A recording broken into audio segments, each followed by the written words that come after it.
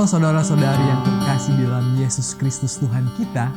Kembali lagi kita dalam program Sekilas Minggu ini untuk mempelajari akan pelajaran sekolah Sabat, yaitu pelajaran ke-7 dengan judul Perjanjian di Sinai.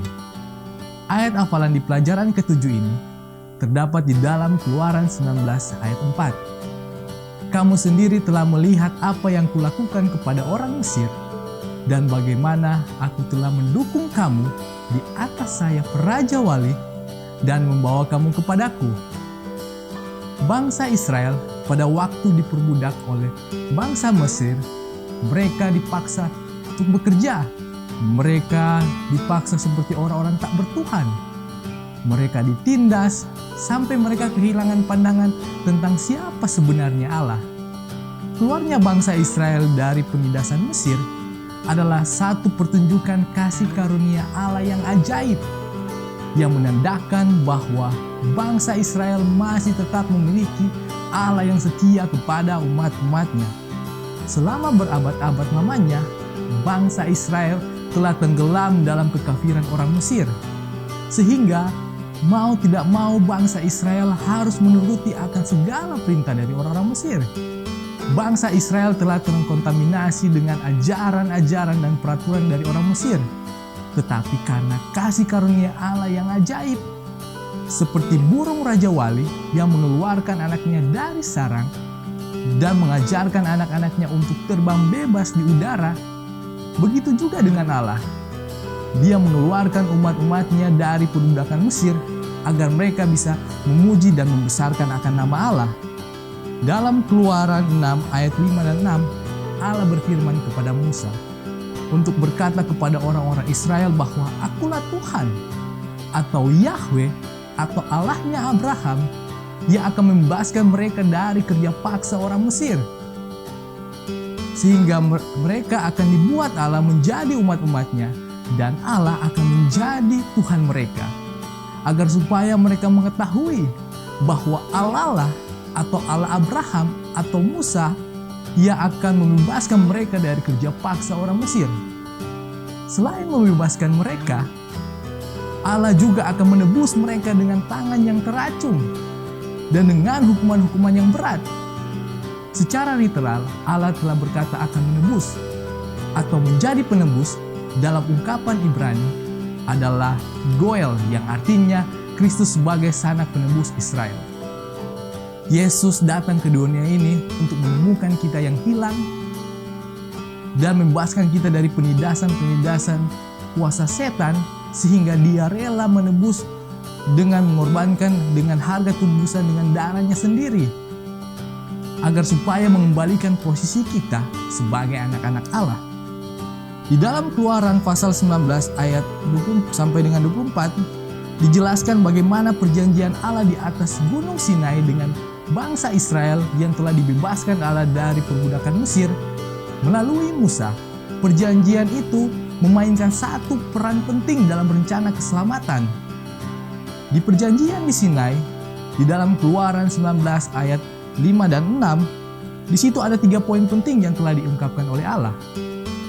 Yang pertama, perjanjian itu adalah keinginan Allah yang dinyatakan untuk menjadikan bangsa Ibrani sebagai harta yang paling berharga.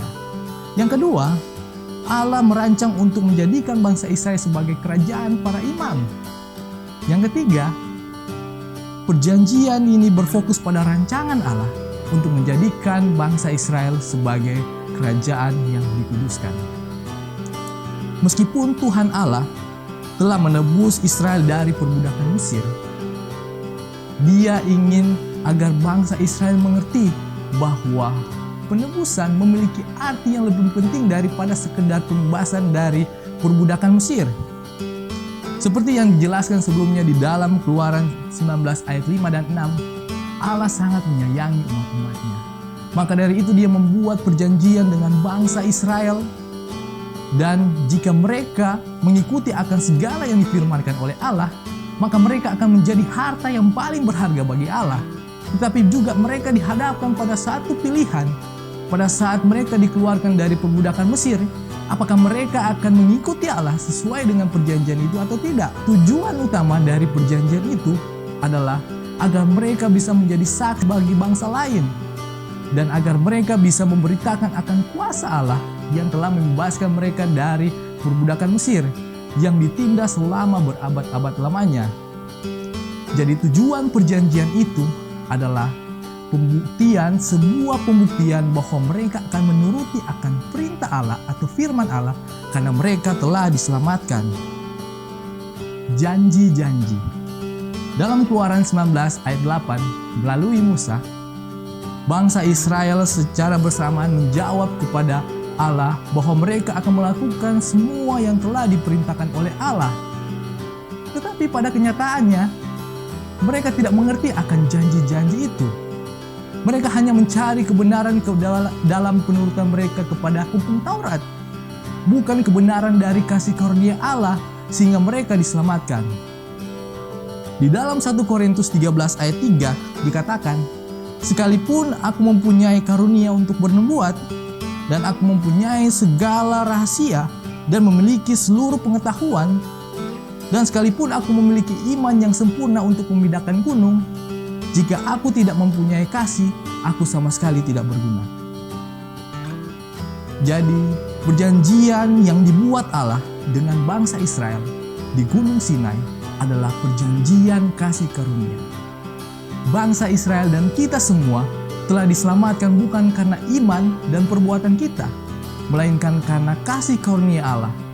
Sehingga karena kasih Allah, kita mempunyai iman di dalam pengharapan, disertai dengan menghidupkan akan kasih itu atau firman Allah di dalam kehidupan kita dan sesama kita, agar supaya janji-janji Allah kepada kita terpenuhi sampai Yesus datang yang kedua kali untuk menjemput kita ke dalam kerajaannya yang kekal. Demikianlah pembahasan kita bagaimana pengharapan dalam perjanjian kekal Allah.